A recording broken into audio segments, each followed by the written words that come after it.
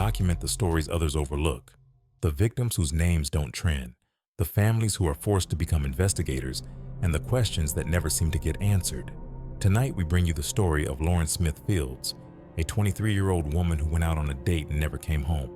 What happened after that night would ignite protests, spark national attention, and expose just how quickly the justice system can dismiss someone like Lauren until it's forced not to. Lauren wasn't a risk taker. She was a student studying cosmetology and business at Norwalk Community College. She had dreams of becoming a physical therapist. She was athletic, smart, and deeply loved by her family. She posted selfies, videos, had a sense of humor. Like any 23-year-old woman navigating the world, she had plans for the future, a future she never got to see. On the evening of December 11th, 2021, Lauren connected with a man on Bumble. He was 37 years old. They messaged back and forth and eventually agreed to meet. She invited him over to her apartment in Bridgeport, Connecticut. According to his statement to police, they drank tequila together, played games, watched a movie. He claimed she fell asleep on the couch, and when he woke up the next morning, she was unresponsive, bleeding from her nose, cold to touch. At 6 a.m., he called 911. When first responders arrived, they found Lauren deceased, but something was already off. According to the medical examiner, Lauren had died from a combination of fentanyl, promethazine, hydroxyzine, and alcohol. An accidental overdose, they said. A tragedy. Case closed. But her family didn't buy it. Not for 1 second. Lauren had no known history of drug use, no pattern of substance abuse. Her loved ones were shocked to hear about fentanyl. They believed she had been drugged, possibly without her knowledge. And if that's true, someone else was responsible. Someone else was in that room. But the Bridgeport police didn't see it that way. From the beginning, they treated the man she was with, who was the last person to see her alive, not as a suspect, but as a witness. The family says officers even described him as a really nice guy. And when the family tried to get answers, they were met with silence, attitude, and indifference. They said the police showed no empathy, no urgency, no willingness to take a second look. Evidence was mishandled or ignored. A used condom, a bloody sheet, alcohol bottles, all left behind. None of it tested right away. No warrant for the date's phone, no toxicology done on him, no accountability. In that moment, the message was clear. They were going to have to fight for Lauren themselves. And that fight would become bigger than anyone expected. Lauren Smith Fields didn't just die under mysterious circumstances. She died in a system that treated her less than human. After the Bridgeport police ruled her death an accidental overdose, her family was left stunned, angry and grieving with no explanation. And what made it worse? The way law enforcement dismissed their concerns. No empathy, no transparency, no urgency. Lauren's brother, Lakeem Jeter, described what it felt like to be ignored. "We never got a phone call. We never got a knock on the door. We had to find out ourselves that my sister was dead." The family said that when they asked officers why the man Lauren was with hadn't been investigated more thoroughly, the response they got was chilling. "He seems like a nice guy." That's not how an investigation works. That's not how justice works. So Lauren's family decided to fight. They held press conferences. They spoke to the media.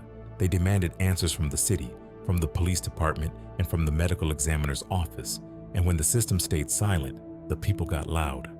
On January 23rd, 2022, what would have been Lauren's 24th birthday, dozens gathered outside Bridgeport City Hall. Protesters chanted her name. Posters filled the streets. Voices rose for a woman who couldn't speak for herself anymore. This wasn't just a protest. It was a demand for respect, for truth, for action. And the pressure worked. Public outrage forced the Bridgeport Police Department to remove 2 detectives from the case. The city's mayor issued a public apology to the family. The Connecticut office of the chief medical examiner finally released the toxicology report, but the explanation still didn't sit right. The family believed Lauren was drugged without her knowledge, and if that's true, then someone else was responsible, someone who was in that room. The man she was with that night has never been charged, never been named publicly by police, never been investigated as a suspect.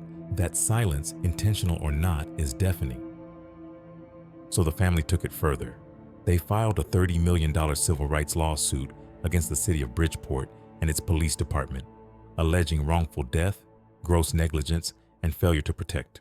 They want accountability, not just for Lauren, but for every woman of color whose case has been brushed aside. Their fight has made waves. Celebrities spoke out. Lawmakers called for reform. National news outlets, late to the story, finally began to report it, and people across the country began asking, why does it take this much noise to get justice for a black woman?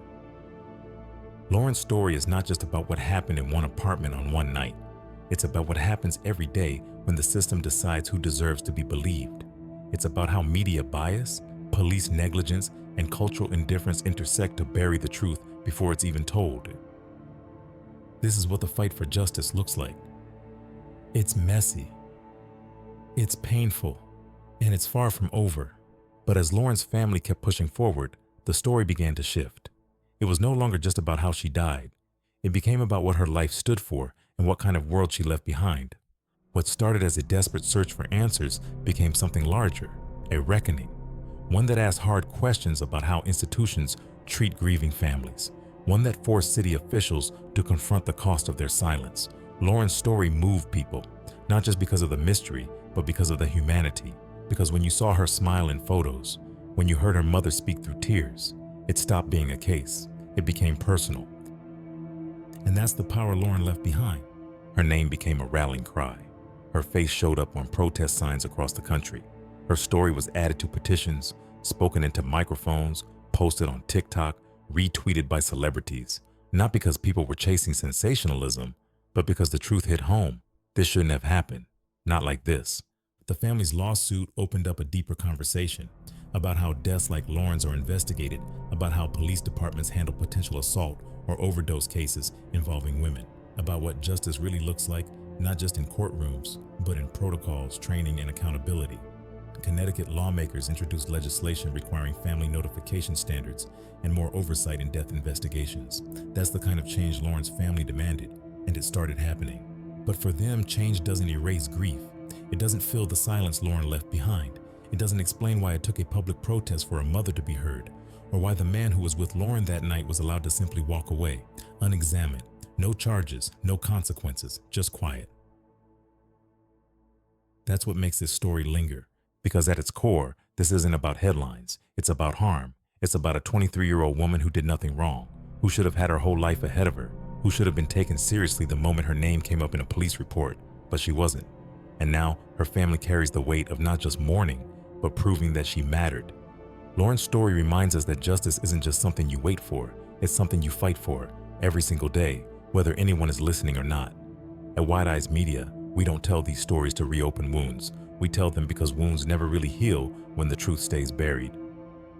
We tell them because names like Lauren's deserve more than just a glance. They deserve a full page, a headline, a reckoning. And we won't stop until they get one. You can help. Share her story, post this video, talk about her, keep her name in public conversation. Visibility matters, and silence lets injustice fade. Support her family's fight. Follow the legal case. Back their calls for reform and how deaths are investigated and families are treated. Push your representatives to demand accountability in your local departments too. Demand change. Bridgeport isn't the only place failing to protect women like Lauren. Contact your elected officials. Ask what protocols exist in your city for unexplained deaths. Ask how families are notified. Ask how bias is addressed. Be loud when the system is quiet. Because if Lauren's story had gone unnoticed, it might have stayed buried, and too many others still are. We tell these stories at Wide Eyes Media because they deserve the light. Because names like Lauren Smith Fields deserve justice. Not someday, but now. Thank you for watching.